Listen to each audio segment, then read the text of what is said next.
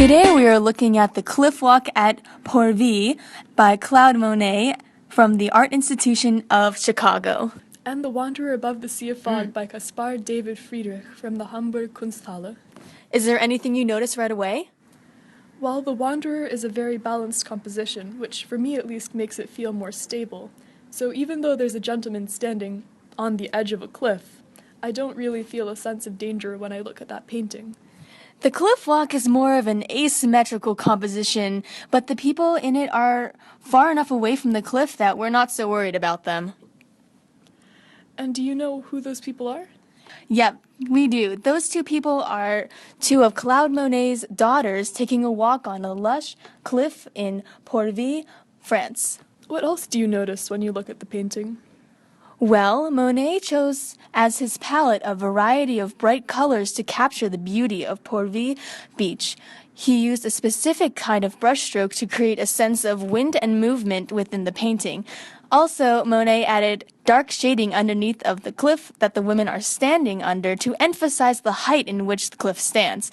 One of my most favorite parts of the painting is the sense of motion, the vegetation on the cliff.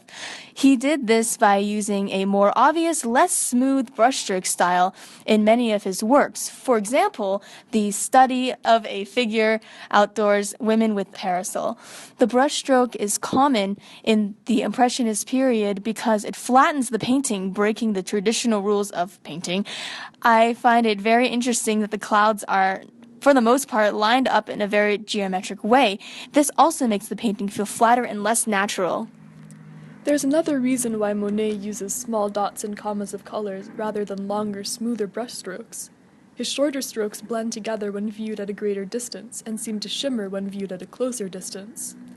That sort of shimmering can make the atmosphere and light visible, which can give the sense that the artist is capturing a fleeting moment, and that those conditions will change the very next moment.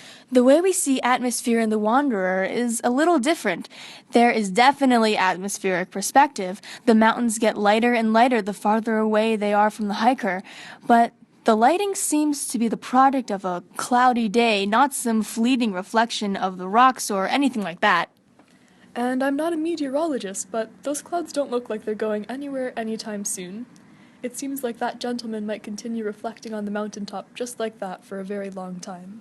This is where we start to see that although both paintings are landscapes, they are not approaching the painting of a landscape in the same way. While the painting by Monet seems to be trying to capture the landscape at a specific moment in time, and so seems to be more directly and exclusively about the landscape, Friedrich seems to be using that landscape to allude to some other ideas. I agree.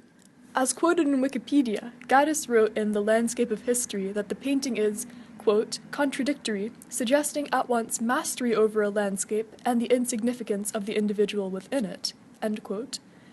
The man has mastered the mountain by climbing on top of it. We see the walking stick he used to help him, and the landscape seems to be pointing to him, with the lines of the mountains that are farther away, all leading to his chest and head. At first, it seems that he is the center of attention, almost as though nature were framing him. But at the same time, he is dwarfed by the mountains in front of him, which literally stretch out farther than the human eye can see.